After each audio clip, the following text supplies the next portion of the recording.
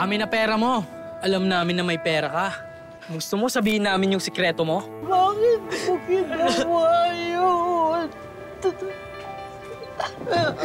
Lola, mahal na mahal ko po kasi kayo, Lola. Kaya ako po nagawa yun. Lola, pasensya na po kung nakagawa po ako ng mali para makaipon po ng pera. Sana po mapatawad niyo na po ako. Apo, ikaw ang buhay ko. Kaya mahirap tanggapin sa akin na ginawa mo yun sa sarili mo.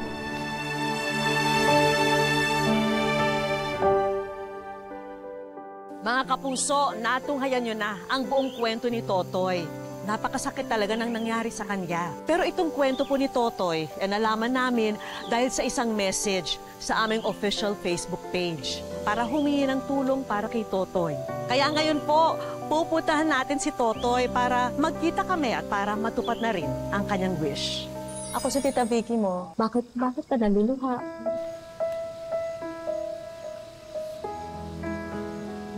Ano ba ang mga dreams mo sa buhay, Totoy? Pulis. Bakit anong unang-unang gagawin mo pag ikay isang pulis? Huli mo kay mga kriminal. Anong pinagsisisihan mo to? Ayaw na po gawin yan. Kailan mo naisip to na ayaw mo nang ulitin yun? Dahil po sa lola ko. Meron ka bang paboritong alaala na talagang pag nalulungkot ka, yun ang iniisip mo para mapangiti ka? Mga pamilya ko po. Sino pinakamamahal mo? Lola ko po. Bakit mo mahal si Lola? Naalagaan po kami. Tanong kita, ano gusto yung sabihin sa kanya? Ayun. Huwag mo na ulitin. Ayun, ating sama niyan. Ngayon, mag-aral ka na. Alam ko to, di ba meron kang tito na nambubugbog din sa'yo? Ha? Lumalaban ka na ba sa akin? Ngayon, ano gusto mong sabihin sa kanya pag nanonood siya? Nga po nila po saktan. Pag sinaktan ka, tumakbo ka sa lola mo. Opo. Tumakbo ka sa isang mapagkakatiwalaan na nakatatanda sa'yo. Ha? Huwag mo lang i-secret. Huwag mo lang ikubli sa sarili mo. Ha? Magsumbong ka. Opo. Huwag mong tatanggapin yun. Ha? Opo. Tsaka kung merong gawin ang mga bagay na ayaw mo, nalabag sa damdamin mo, huwag kang papayag. Ha? Opo. Kahit na bata ka, kahit matanda sila, kahit kakilala mo pa sila, kahit nire-respeto mo sila, hindi tama yun. Opo. Huwag na huwag kang papayag. Opo.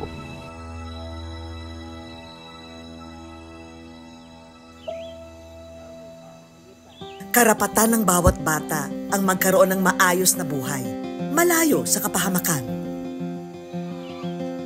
Minsan ang nawaglit sa kanya ito.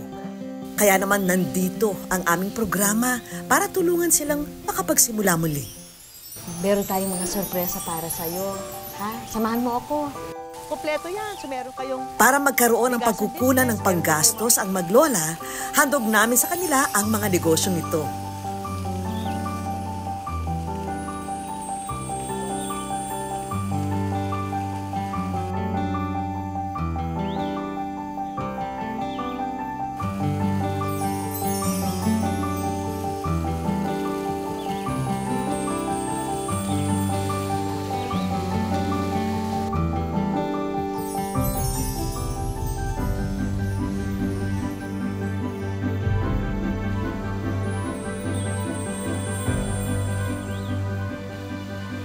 Hindi mawawala ang mga personal na regalo namin para kay Totoy.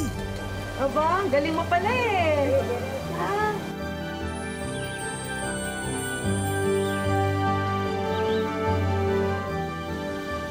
Ito para sa'yo to, Totoy.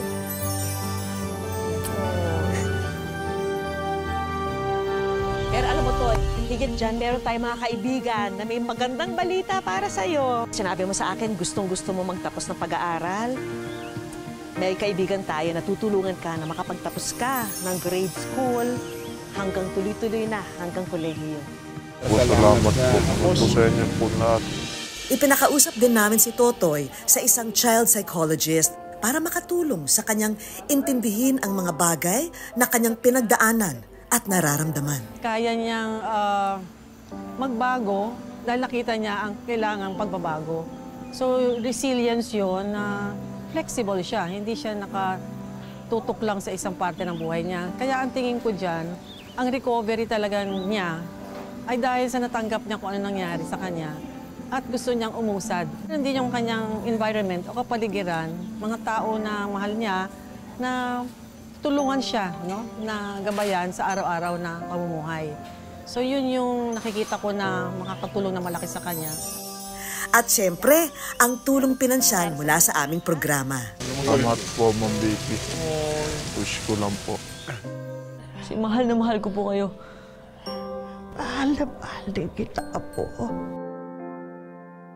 Mga kapuso,